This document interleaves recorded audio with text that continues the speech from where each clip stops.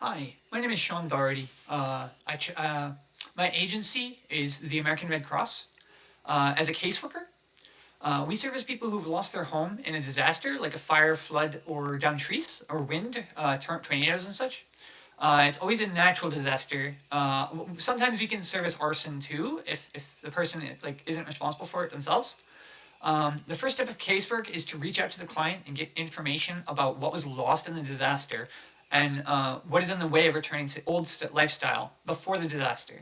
Once we know the roadblocks, we send the clients referrals to potential resources that could help them fill in these blanks. And if we exhaust all of them and they still need help, we give them some money. The money goes up to a couple $100 at most for most situations, although sometimes with children and seniors we can go higher. If something major becomes a roadblock where a couple $100 does not suffice, we send a request to our overhead to process it and approve of if it's okay to give them more money.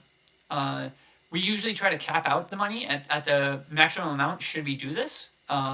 This message needs to be very detailed. We send an email to the three people overhead of me. It has to be very detailed. It has to have what all the money is going to be spent for and then the exact prices of everything that is going to be bought. Um, my client, my puzzling moment client, I'll call him Ron. Uh, in my first interaction with him, he mentioned that he had a payee, someone who handles his finances for him, which is very out of the ordinary for a Red Cross client because we usually pick someone who's in charge of the household as our point of contact. Either way, my mentor, so this was when I was still early in my casework job, my mentor had guided me to just check in with him. Just don't worry about that he has a payee yet. Just try to check in with him and see what he needs, um, and do that routinely until the case should be closed. Um, Ron requested on when I spoke with him next.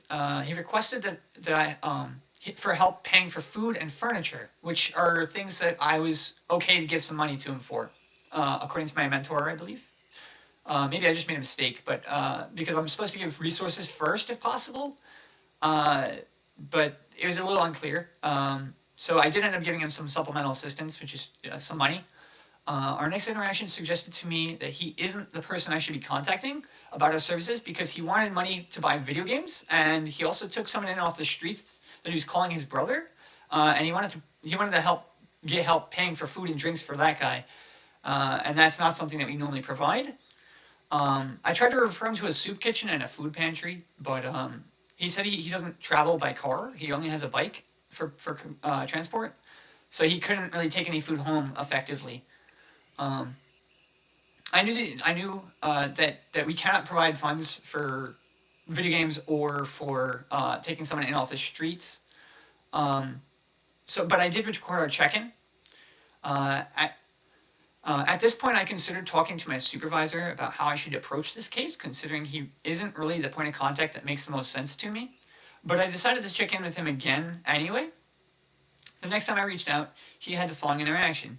He told me that the person he took in off the streets had stolen money from him, and now he owes someone else a large sum of money. He suggested that they're a little dangerous, that they're from a different, I don't know if a gang or something, but he said that like, they're on two different sides of some kind of dispute, and said that if I gave him the money he owes, he could retire off of it. This didn't really make sense to me, but he wanted about $800. I immediately went to my overhead because I figured he may be in danger. I was concerned for his well being and things. So I immediately told my overhead that I have no idea how to approach this interaction from here, and they stated that we certainly can't fund the problems as none of them are disaster related, and that he should go to the police about the money stolen and the debt. The next time I interacted with him, he mentioned that he had already gone to the police about this interaction, and I told him that he should go to his payee for help with the finances in terms of uh, like food and drink and things, as well as if he has a debt, maybe they can help him out. I then requested that I speak with his payee directly.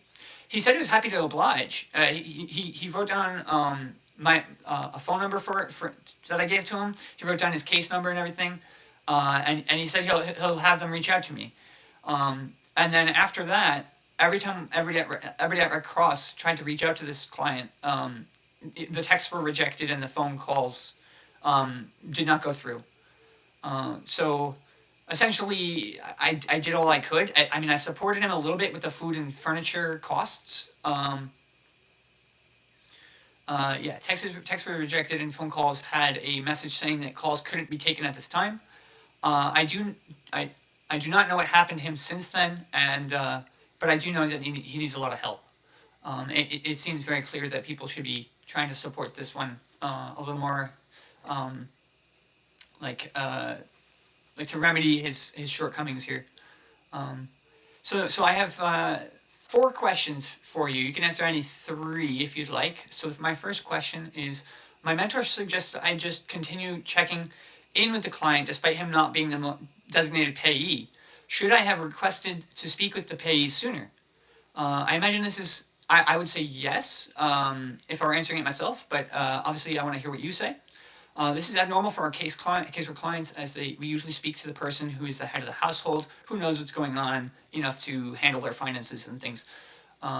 When I heard that he was, question number 2, when I heard that he was taking someone in off the streets while not being financially responsible for himself, should I have let someone else know? Question number 3, when the client was asking for retirement money to pay off a non-disaster related expense, a debt he owed, should I have referred him to some more help, like the police? Number 4, would you have sought help with handling this client sooner than I did? With overhead or anything, police and the like. All right, well, that's my project. Hope you guys enjoyed it. All right. Wrong button. All right, this one. Okay, take care.